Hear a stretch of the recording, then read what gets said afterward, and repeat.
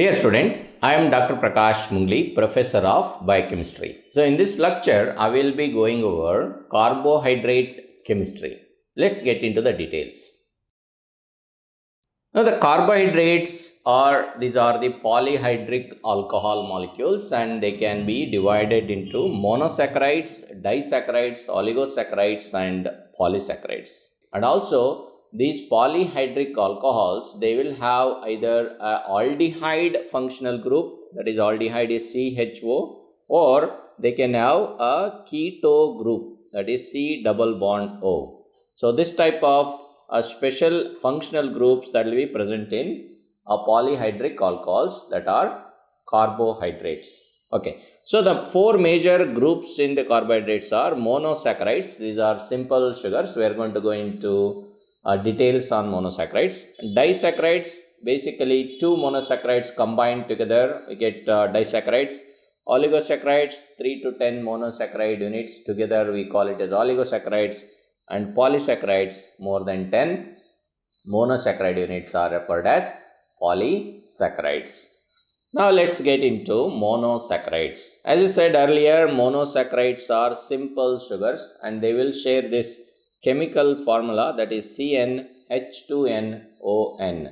So let's use some number here. So I'll take n as n equals to 6. So that means C6H2n. H2n means H2n, 2 times n, that will be 2 times 6, and then O6. So it will be C6H12O6. Okay, this is how we get a carbohydrate, simple sugar. If you know the number of carbons in the molecule, so we will get the chemical formula for that. So what I have written is for glucose. Glucose is C6H12O6. So they can be further divided. Simple sugars can be further divided depending on the number of carbons present in the sugars into trioses. As the name says, tri means 3. Trioses. Example for triose, we have glyceraldehyde here. As you see, number of carbon in glyceraldehyde is number 1, number 2 and number 3. So there are 3 carbons in a glyceraldehyde molecule. And also you need to note that this glyceraldehyde has got a CHO, that is an aldehyde group in a glyceraldehyde molecule. That's why glyceraldehyde here it is aldose sugar, because aldehyde group is the functional group. Similarly, we have another 3 carbon sugar molecule. So number 1, 2, 3 here, that is dihydroxyacetone. And this dihydroxyacetone, which is also a triose, but look at the functional group in this particular molecule. It is a keto group. That's why this is a keto sugar. So sugars, based on the functional group that is present in them, they can be divided into aldose sugar and also keto sugar. You got to look into that also. Now, if the sugar molecule contains 4 carbons, we call it as a tetroses. Okay, erythrose is an example for tetrose, erythrose, erythrulose. And then if it has got 5 carbons, so 5 carbon sugars referred as pentoses. Example for pentose is ribose. Ribose is a pentose. It's an aldo pentose. Ribose has aldehyde group. And then ribulose. Ribulose is a ketopentose because it will have a keto group. And then hexoses. Hexoses contain 6 carbon. And the most important hexose is glucose. Glucose is a hexose. It contains aldehyde group. So it's a aldohexose. Whereas fructose is another hexose. It contains a keto group. So it's a ketohexose. Okay. So like this, simple sugars that are like monosaccharides can be further divided into trioses, tetroses, pentoses, hexoses, and then we have pseudoheptulose, which is a 7 carbon containing keto sugar. Alright, so this is what I was explaining. So depending on the functional group that is present in a monosaccharide, if the functional group is aldehyde group, it is referred as aldose. If a functional group is a keto group, we refer it as a keto. Okay, so example for aldoses, we have seen glyceraldehyde. It is there in the name, glyceraldehyde, or it is glucose. Glucose is a aldo sugar. And then say we have mannose. Mannose is an aldose sugar. Ribose. Ribose is an aldose sugar. Okay. So like this example for keto sugars. So we have dihydroxyacetone. Dihydroxyacetone. I'll just write it as DHA. Dihydroxyacetone. Or fructose. Fructose is a keto sugar. Or ribulose. Ribulose is a pento keto sugar. So here is the table that will give you both aldose sugar and keto sugar. So triose is a 3-carbon molecule, and glyceraldehyde is aldotriose. Dihydroxyacetone is a ketotriose. Like that, we have tetrose, erythrose, erythrulose. Pentose sugar, we have ribose is an aldopentose. Ribulose is a ketopentose. Hexose, glucose is an aldohexose, and fructose is a ketohexose. And then heptose, we have glucoheptose, that is a aldo sugar there, and pseudoheptulose is a ketoheptose. Okay, so those are some of the examples for monosaccharides, and also depending on the number of carbons. So we have seen some of the examples accordingly. Now let's get into disaccharides, oligosaccharides and polysaccharides. First let's get into the disaccharides briefly, and then we will go into details. So disaccharides, these are two simple sugars joined with one another. They are called as disaccharides. Like two monosaccharides clubbed together or joined with one another. These monosaccharides can be of same type or they can be of different type. Example, we have maltose. Maltose is a combination of glucose plus glucose is a maltose. Okay, glucose plus glucose is maltose. So both the monosaccharides are of same type. And then the bonding here between glucose and glucose, here it is alpha-1,4 glycosidic bond. We are going to see this later. Alpha-1,4 glycosidic bond, it holds on to glucose with glucose. That's what is maltose. Now coming to isomaltose. Isomaltose is also glucose plus glucose, but the thing is the bond that is holding on to these two glucose molecule in isomaltose is alpha-1,6 glycosidic bond, alpha-1,6. Okay, so for maltose it is alpha-1,4 glycosidic bond, whereas for isomaltose it is alpha-1,6 glycosidic bond, that you need to remember. Now let's look at lactose. So in the lactose, instead of it is again a disaccharide. So but the thing is it has a galactose plus glucose combination, and the bond that is holding on to this galactose with glucose is beta-1,4 glycosidic bond. Okay, so that's how disaccharides can be containing a similar type of monosaccharides or different types of monosaccharides. Let's continue with the sucrose. Sucrose is glucose plus fructose. So I'll write it as, say, fructose here, fructose plus glucose, and the bond that is holding on to these two monosaccharides is alpha-1,2 glycosidic bond. Okay, so and then trihalose. So trihalose is a disaccharide which is a non-reducing disaccharide, just like sucrose. Sucrose is a non-reducing disaccharide because there won't be the functional group which is free in sucrose, so it doesn't answer for Benedict test. Similarly, trihalose also, it is a non-reducing disaccharide, do not answer for Benedict test. We're going to go into little more detail on that later. So that's a little bit about disaccharides. Let's come to oligosaccharides. So oligosaccharides, these are the carbohydrates that contain 3 to 10 monosaccharide units. Example for oligosaccharide that is written here is maltotriose. It is there in the name. Maltotriose, it is glucose plus glucose plus glucose. So 3 glucose molecules attached with one another, and all of them uses alpha-1,4 glycosidic bond. Okay, so all these are alpha-1,4 glycosidic bond. That's what is oligosaccharide. So you are going to get this maltotriose when carbohydrates are digested in the intestine, especially starch. When it is digested in the intestine, we get maltotriose. Coming to polysaccharides. Polysaccharides, they contain more than 10 monosaccharide units. Example, we have starch. Starch is a polysaccharide. So it contains glucose n number of times. Glucose plus glucose, you can go on writing like that. I'll just write n number of time. Okay, and also these glucose molecules which are having alpha 1,4 glycosidic linkage in a straight chain, and some of the glucose will be introduced as a branch point. So wherever the branch point is there, that will be alpha 1,6 glycosidic bond. So we are going to go into that also little more in detail later. So starch is an example for polysaccharide. Glycogen is an example for polysaccharide. So starch, glycogen, cellulose. These are some of the examples for polysaccharides. Now, these polysaccharides, they can be further divided into homopolysaccharides. Homopolysaccharides means if all the monomeric units, that is all monosaccharides that are present in these polysaccharides, if they are all of same type, so that is referred as homopolysaccharide. Like example that is written here, starch. Starch is a polysaccharide of glucose. Nothing else is there in this. No fructose, no mannose, like that. It is just a polysaccharide of glucose. So it's a homopolysaccharide. Like that, we have glycogen. It's a polysaccharide of glucose. Cellulose, it's a polysaccharide of glucose. Like this, so we have inulin, dextrin, dextrons. All these molecules, these are referred as homopolysaccharides.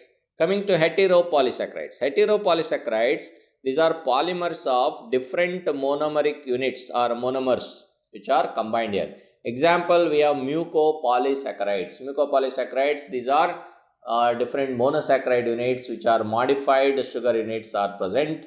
So which are combination of different types of monosaccharide units. So that type of polysaccharides, we call them as heteropolysaccharide. Now let's get into some of the properties of monosaccharides. So glucose is the most important monosaccharide, and we will take glucose as the example in studying the properties of different types of monosaccharides. So the first thing is isomerism. What are isomers? Isomers, they all will have a same chemical formula, that is C6H12O6 for glucose, right?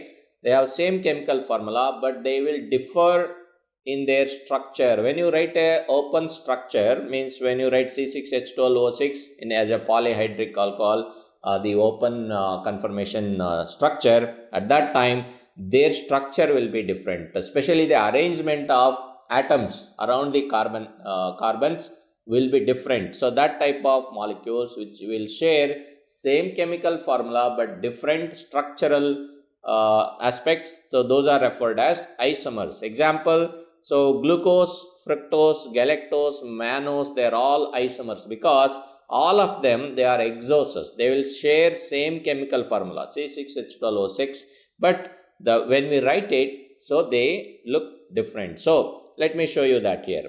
So glucose, as you see, so it has got C6, the chemical formula C6H12O6. Similar to that, galactose C6H12O6 and mannose C6H12O6.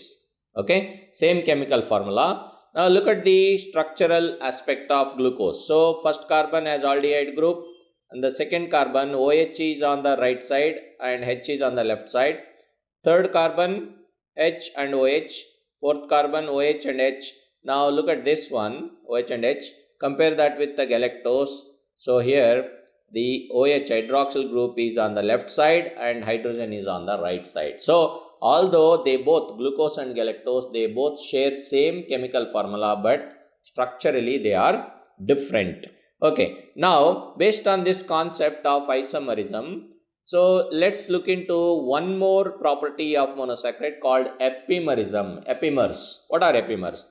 Epimers, these are the isomers. These are carbohydrate isomers. The first thing is they should be isomers. That means they should share same chemical formula, but structurally they are different. So epimers are isomers, but that they differ in configuration around only one specific carbon atom. Okay, example, glucose is an epimer of galactose. Where it is the epimer of galactose? Let's number the carbon. Number 1, number 2, number 3, number 4, 5 and 6 carbon. And then for galactose, number 1, 2, 3, 4, 5 and 6. So where they differ? So glucose differs in the fourth carbon atom as it is shaded here. Just compare the color coding here. So number fourth carbon atom of glucose, arrangement of hydroxyl group and hydrogen either side of this fourth carbon atom. So look at that here. So in glucose, hydroxyl group is on the right side, whereas in galactose, hydroxyl group is on the left side.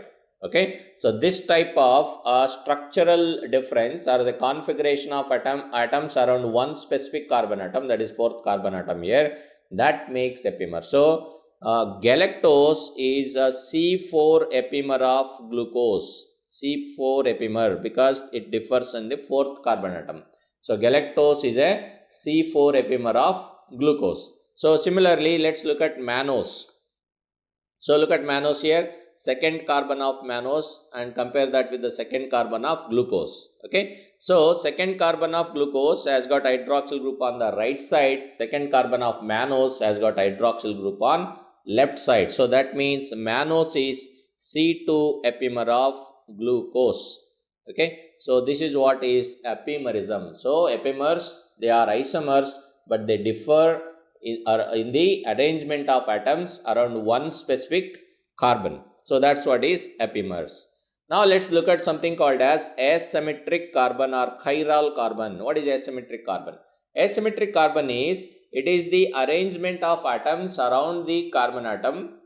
Four different atoms are attached to a single carbon atom. A carbon atom which is attached with the four different atoms, that is what is called as a chiral carbon or asymmetric carbon. As you see here, so aldehyde group in the first attached to the one of the group attached to this carbon that I have marked is one of the group is aldehyde group, and the other is hydroxyl group, and the other is proton, that is hydrogen, and the other is say CH2 or something. So all four atoms are different. So that is what is asymmetric carbon there. Okay, so let's look into that here. So this will take this part here.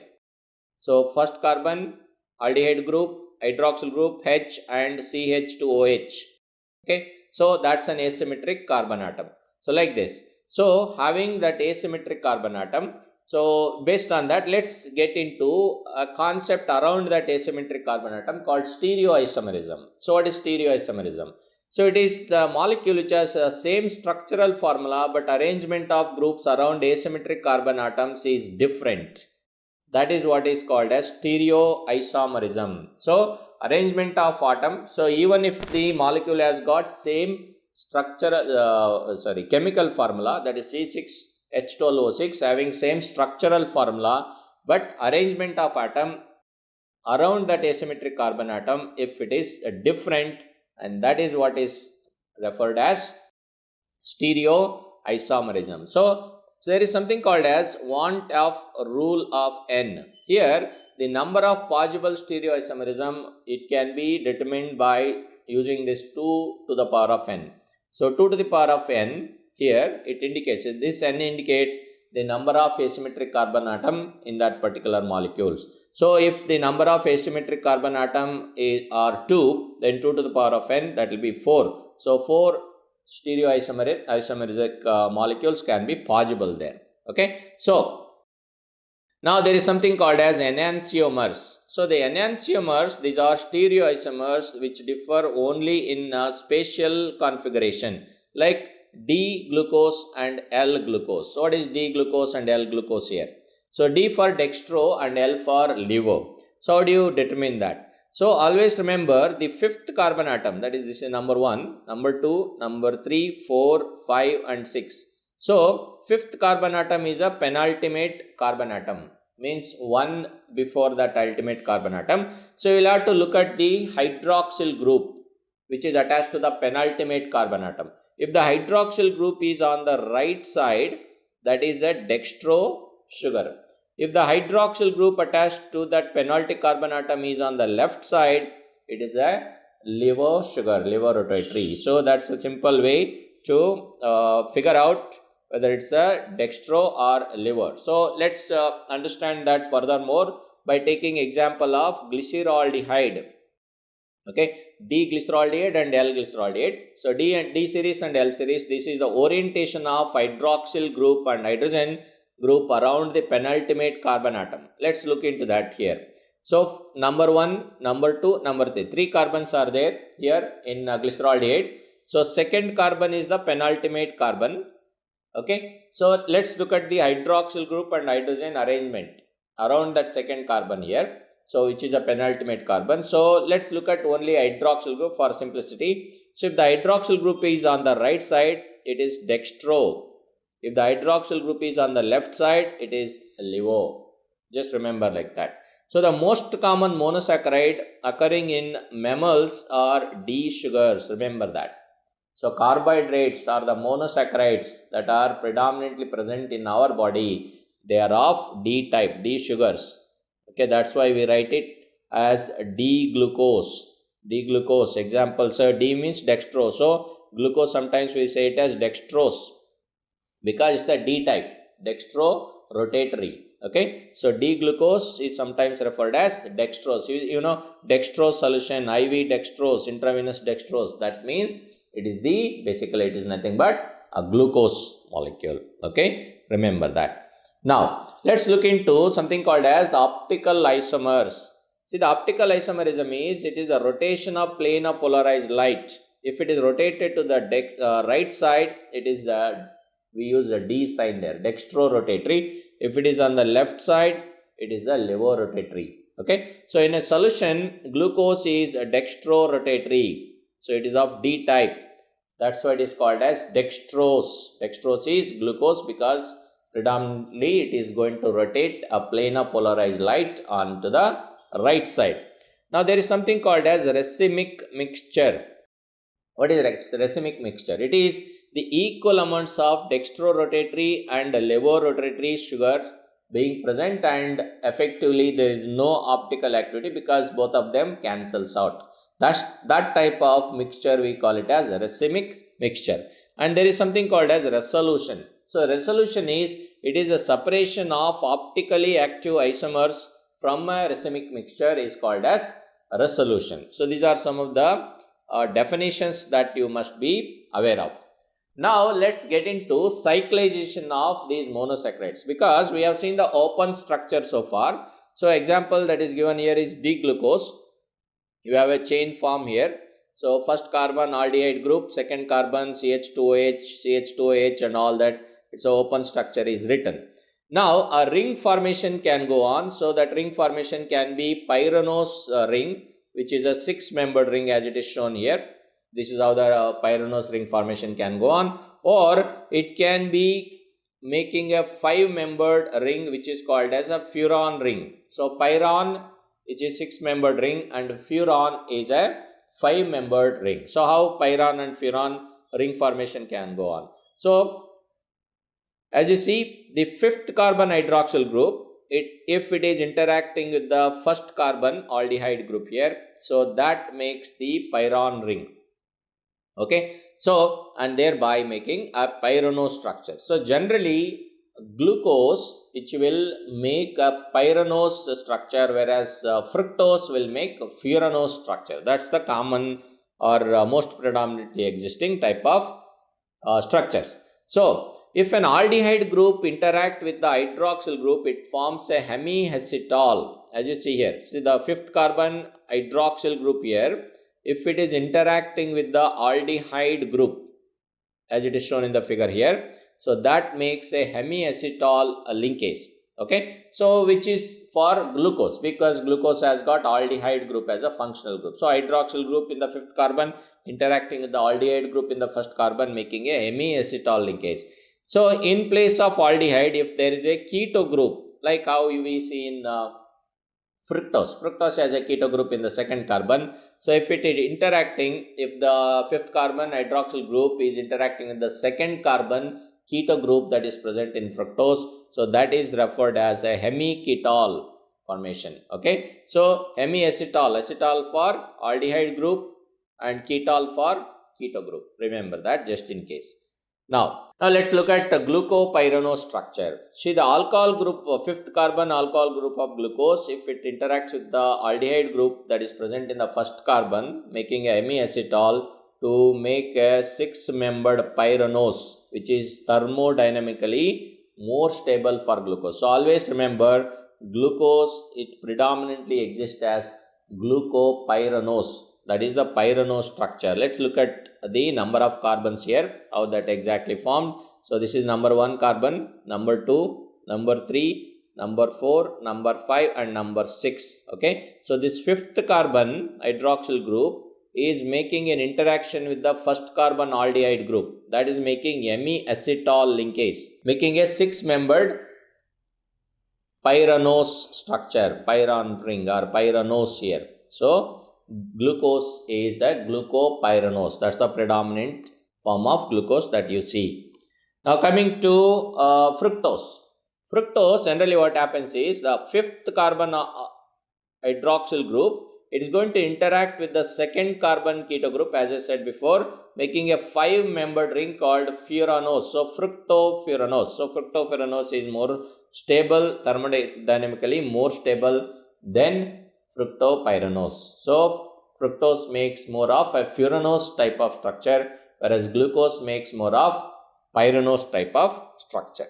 Okay, so now there is something called as ring chain tautomerism. Ring chain tautomerism means it is interconversion of open and closed forms of molecules, which is called as ring chain tautomerism. That means, say here is the open structure, open chain form of a glucose molecule. So on one side it can make a pyranose form, 99% of the glucose, it is in the pyranose form, whereas only 1% of glucose is in furanose form. So this is what I was saying, thermodynamically glucopyranose is more stable than glucofuranose. So most of the glucose in solution, it is in this form, that is glucopyranose form. Okay, so you got to remember that point also. So open chain form is just 0.25%, less than 1% is furanose form of glucose, and 99% is pyranose form of glucose. Okay, so now more than 99% of glucose in solution is pyranose form, that is glucopyranose, while fructose is usually fructopyranose. So these are the stable forms of glucose and fructose. So for glucose it is glucopyranose, whereas for fructose it is fructofuranose. Now having known that pyranose and furanose type of structure and also cyclization form, so let's look into another concept called anomers.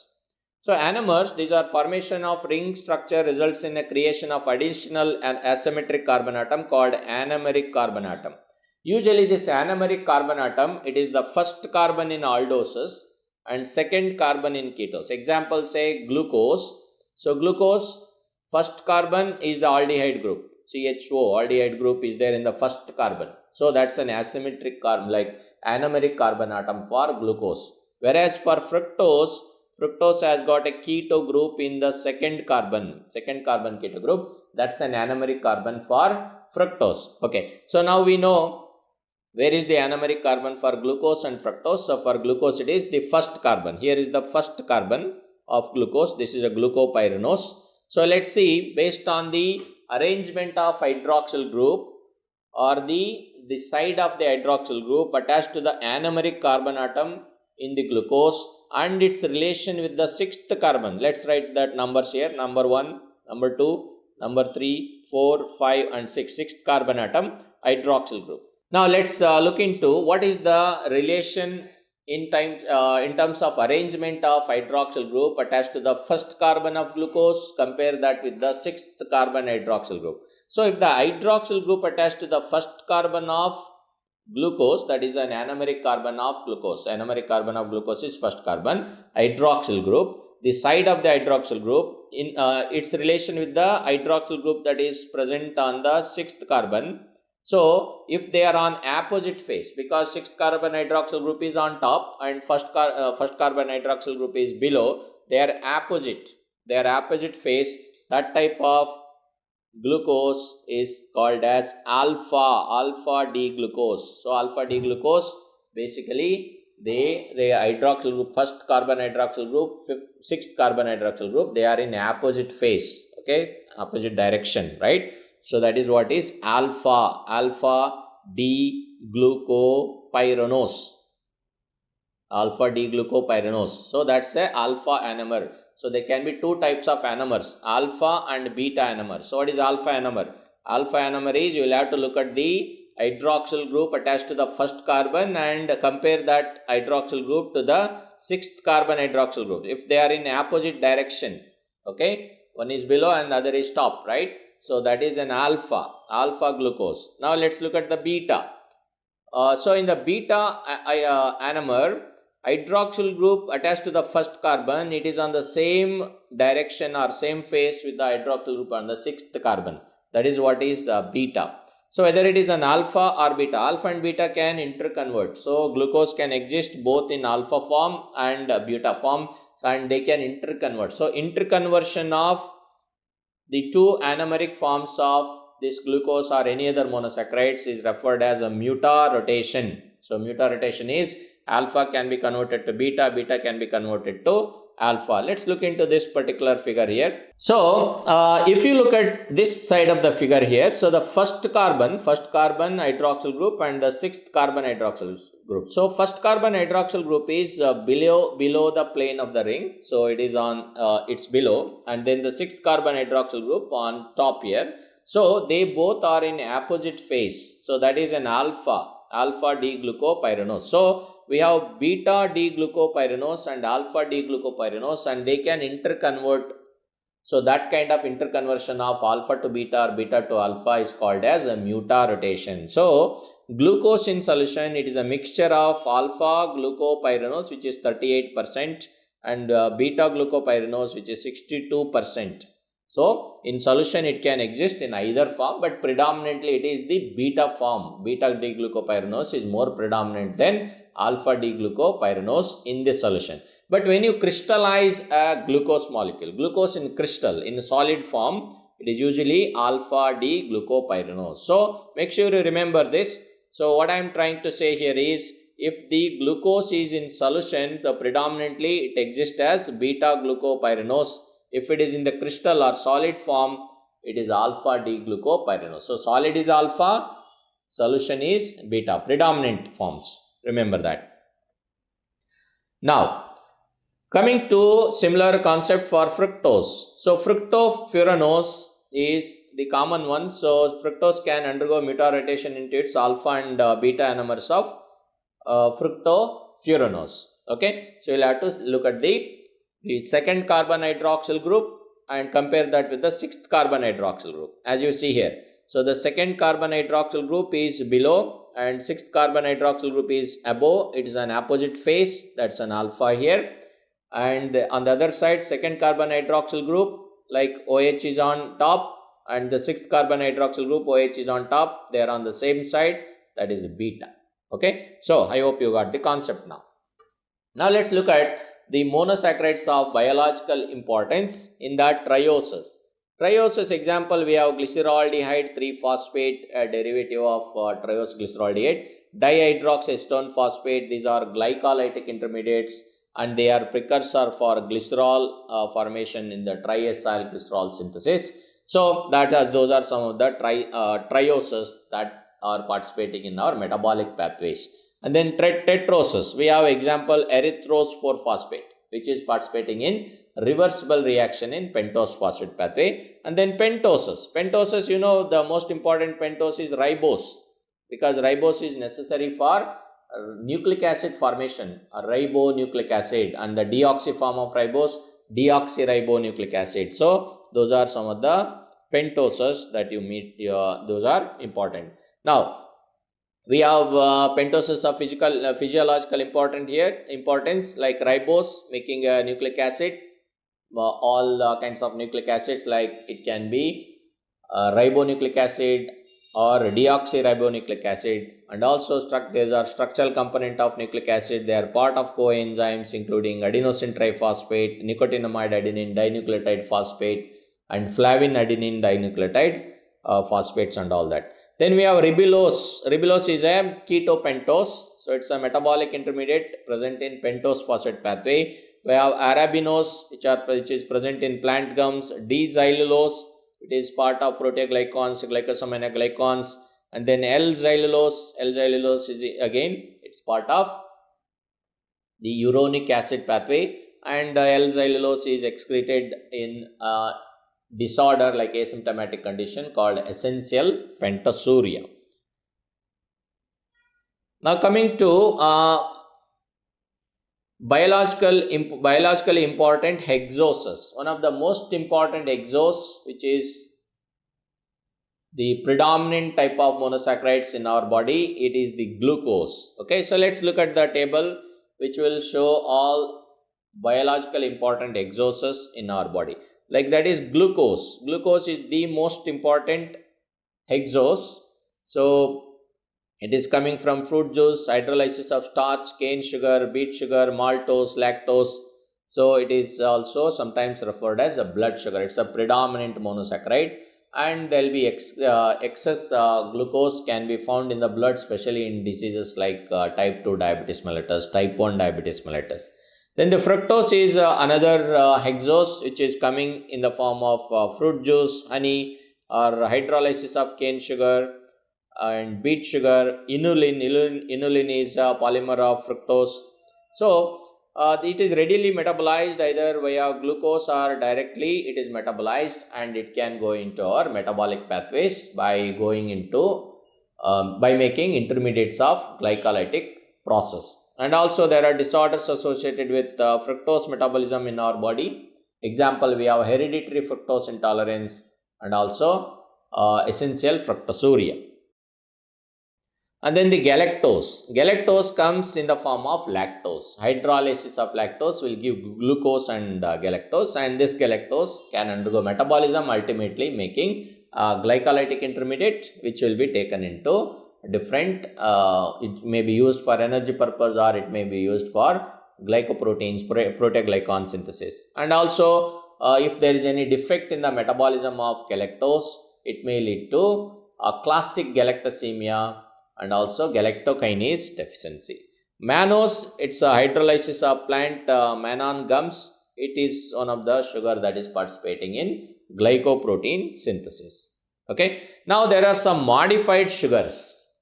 On the modified sugars we have is deoxy sugars, where hydroxyl group in a specific carbon is reduced to just H. We have 2-deoxyribose, 2-deoxyglucose, L-fucose, 6-deoxygalactose. These are all deoxy sugars.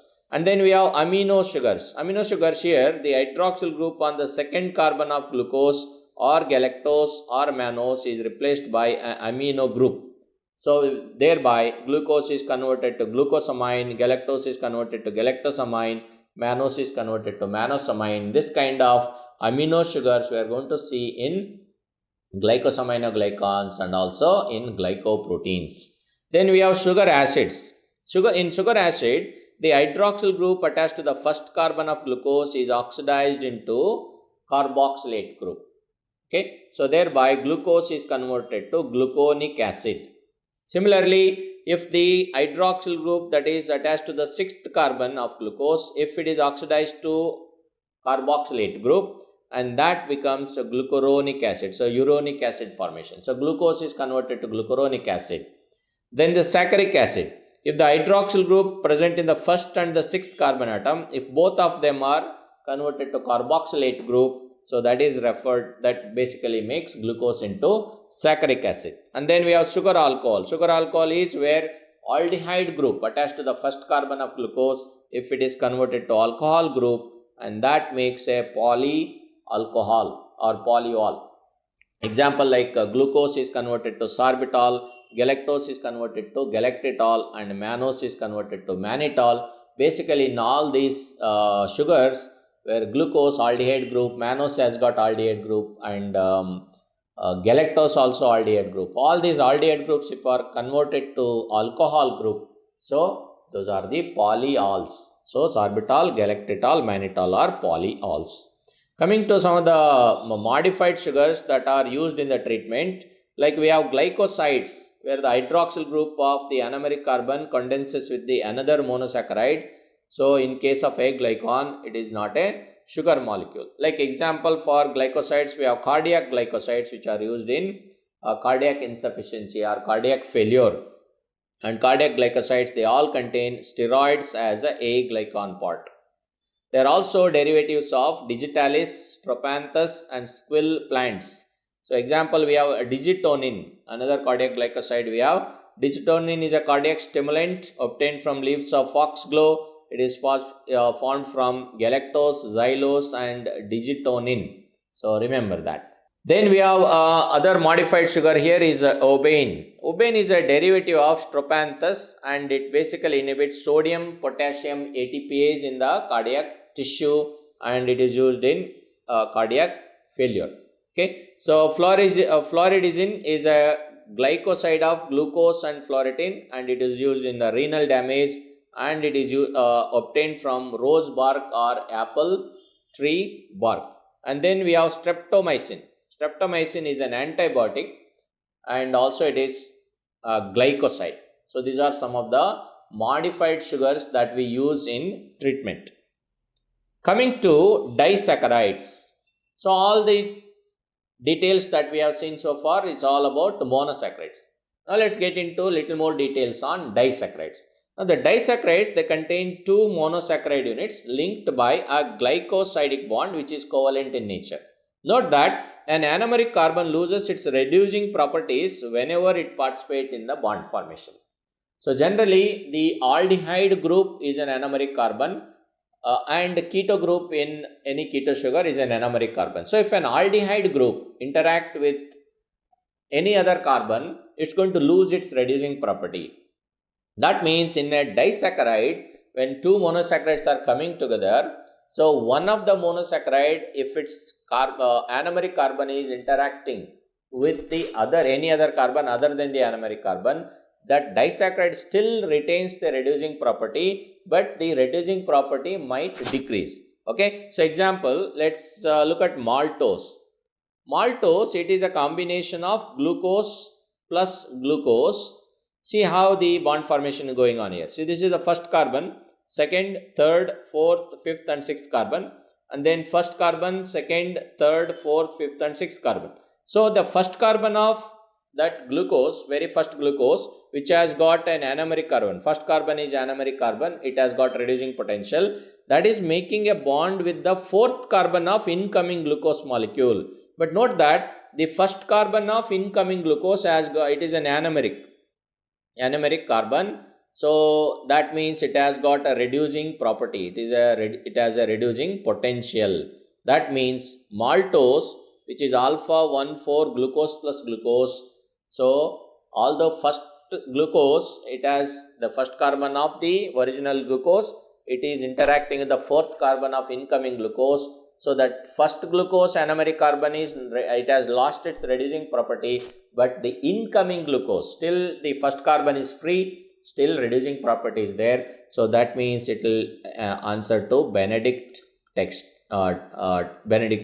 Okay, so this is what is the reducing property, a little bit about that. Coming to lactose, look at lactose. Lactose is a disaccharide, it's a milk sugar, it's a combination of galactose and glucose with a beta 1,4 bond. Let's look into that. So here is the galactose, here is the glucose. So the first carbon of galactose, so hydroxyl group is above the plane of the ring, so facing the same side, that's a beta galactose. So this is beta here, and then number 2, 3, 4, 5 and 6. Then this is glucose, number 1, 2, 3, 4, 5 and 6. So fourth carbon of glucose, first carbon of galactose, which is a beta carbon, beta galactose. So beta 1,4, this is beta 1,4 bond there. Okay, beta 1,4. So galactose, glucose. So galactose, beta 1,4, glucose. Okay, this is how it is arranged. So that means first carbon of galactose, which was having that reducing property, so that is lost now because it is forming glycosidic bond, whereas the first carbon of glucose still has got a anomeric carbon which is free, so that means it still has a reducing property. So lactose is a reducing sugar, maltose is a reducing sugar, lactose is a reducing sugar, because one of the monosaccharides still has got anomeric carbon which is free. Now let's look at sucrose. So sucrose, again, it's a disaccharide which is referred as stable sugar or invert sugar. It is a combination of glucose plus fructose. Look at glucose, number 1 carbon of glucose, which is an anomeric carbon, second, third, fourth, fifth and sixth carbon there. Look at the fructose. Fructose, number 1 carbon, second carbon is a keto sugar, that's the anomeric carbon, second, third, fourth, fifth and sixth. Now the interesting thing here is the first carbon of glucose, which is an anomeric carbon, is interacting with the second carbon of fructose, which is also anomeric carbon. So that means both the anomeric carbon atoms are involved in bond formation. That means no anomeric carbon atom is free here. That's why sucrose is non-reducing. It do not reduce a Benedict reagent, non-reducing sugar. So sucrose is a non-reducing sugar. So this is how the reducing property can be explained. Now similar to sucrose, we have trihalose. Trihalose is a combination of glucose plus glucose with alpha 1,4 glycosidic linkage. Remember, glucose has got anomeric carbon in the first carbon is anomeric carbon. If both the first carbons in this trihalose, if they make glycosidic linkage, that is alpha 1,1 glycosidic linkage, right? So glucose plus glucose with alpha 1,4 glycosidic linkage. So it is a non-reducing disaccharide. Remember that. So Benedict test is used in understanding the reducing properties of a sugar molecule. So maltose is a reducing disaccharide, lactose is a reducing disaccharide. So they will answer positive for Benedict test. Whereas sucrose and trihalose, these are non-reducing sugars. They do not answer for Benedict test. Then we have cellobiose. Cellobiose, it's an isomer of maltose derived from plant polysaccharide called cellulose, and it involves alpha 1,4 linkage. Lactulose, let's look at lactulose. Lactulose, it's a synthetic keto disaccharide. Basically, the galactose is linked to fructose in lactulose. Generally, don't get confused with the lactose. Lactose is galactose plus glucose with beta 1,4 bond. That is what is lactose, and this lactose can be digested in our intestine. But lactulose is a synthetic keto disaccharide. That means it's combination of galactose and fructose, not glucose. Lactose is galactose plus glucose, whereas lactulose is galactose plus fructose with alpha 1,4 linkage, and we don't have any enzyme to break this. Okay, so it is found in small amounts in heated milk. It is hydrolyzed by intestinal, it is not hydrolyzed by intestinal enzyme, but it is fermented by intestinal bacteria, and it is used clinically in medicine as osmotic laxative. So remember that. So lactulose is a keto disaccharide. It's a combination of glucose and fructose with alpha 1,4 glycosidic bond. Coming to oligosaccharides. Oligosaccharides, they contain 3 to 10 monosaccharide units linked in various types of glycosidic linkages. So attachment of oligosaccharide to a protein will make a glycoprotein, and oligosaccharide chain confers a diverse functions to glycoproteins. So glycoproteins usually they contain a short carbohydrate chain, and that short carbohydrate chain is nothing but it's an oligosaccharide chain. Okay. Now coming to polysaccharides. Polysaccharides, they contain more than 10 monosaccharide units, and as I told you earlier, polysaccharides can be divided into homopolysaccharides if all the monosaccharide units are of same type, or heteropolysaccharide if the monosaccharide units are of different type. Example for homopolysaccharides, we have cellulose, which is a homopolysaccharide of glucose. Then we have starch, which is a homopolysaccharide of glucose again. Glycogen is a homopolysaccharide of glucose. Inulin, homopolysaccharide of fructose, like that. So heteropolysaccharides, we have hyaluronic acid, which is a glycosaminoglycan, heparin, dermaton sulfate, chondroitin sulfate. So they contain different monosaccharide units. So mucopolysaccharides is an example for Heteropolysaccharides. Okay. Now let's look at starch and glycogen. Starch is a polysaccharide in plants. Glycogen is a polysaccharide of glucose in animals. They can be referred as a storage polysaccharides because the excess energy in the plants and animals will be stored as starch and glycogen. So whenever there is a need, so the starch and glycogen, especially in the animals, glycogen can be broken down to release glucose, and starch when we consume coming from the plant source, so we get glucose upon digestion process. Cellulose in the plants and heteropolysaccharide mucopolysaccharides can be referred as structural polysaccharides because cellulose, it gives a structural aspect to the plants. Now the starch, cellulose, inulins are polysaccharides coming from the plants, whereas glycogen is the most important polysaccharide that is present in human body and also in animals. So when it is stored in the skeletal muscle and also it is stored in the liver. So chitin is an exoskeleton of lobsters, crabs and several insects. It's a linear polymer of N-acetyl glucosamine. Chitin is also a polysaccharide, homopolysaccharide. It contains N-acetyl glucosamine as the monosaccharide unit. Coming to starch in plants, it is a homopolymer of glucose. It has two components. It has amylose component and amylopectin component. So amylose component is usually, it's a straight chain. So one glucose attached to another glucose in a straight chain manner with alpha 1,4 linkage. All these are alpha 1,4 linkages. So all are glucose.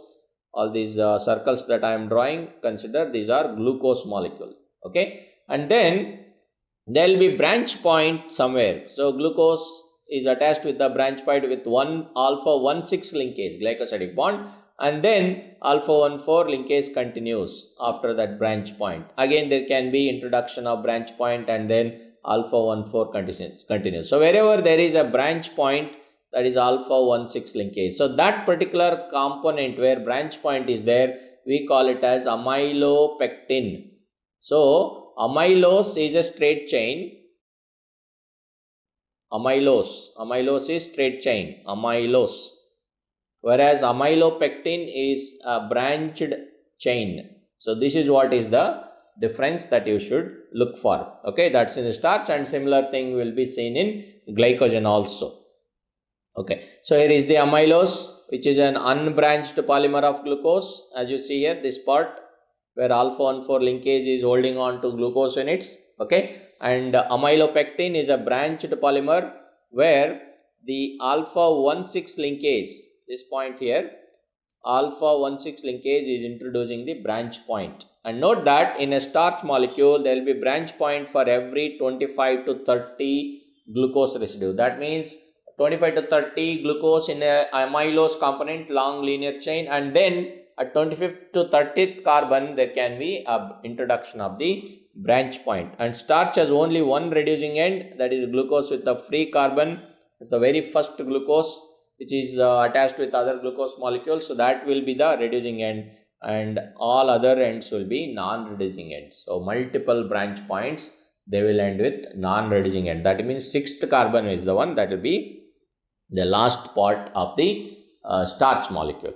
Coming to glycogen. Glycogen is an animal polysaccharides. So it is a straight chain having alpha 1,4 glycosidic bond, that is amylose component, and extensive branch point with alpha 1,6 glycosidic bond, and usually the number of glucose units where the branch points can be seen is 10 to 18 glucose units, whereas in the starch it is 25 to 30 glucose units you will find a branch point.